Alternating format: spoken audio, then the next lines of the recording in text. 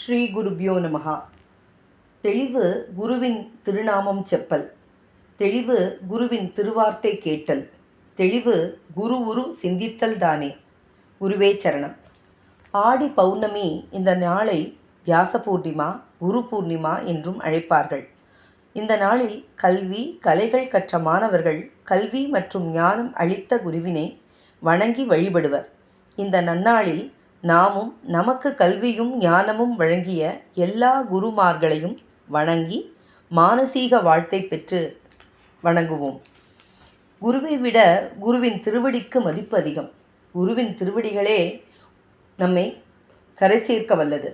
குருவின் திருவடிகளை உறுதியாக பற்றி கொண்டால் சகலமும் சித்தியாகும்.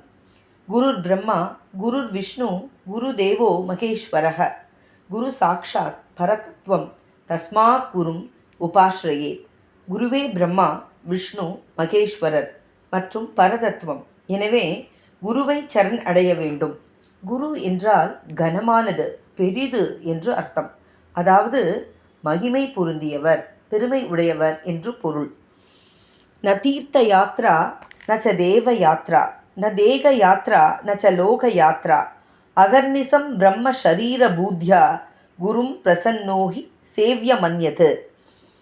உண்மையான மாணவன் குரு சேவையிலேயே தன்னை முழுமையாக அர்ப்பணித்துக் கொள்கிறான்.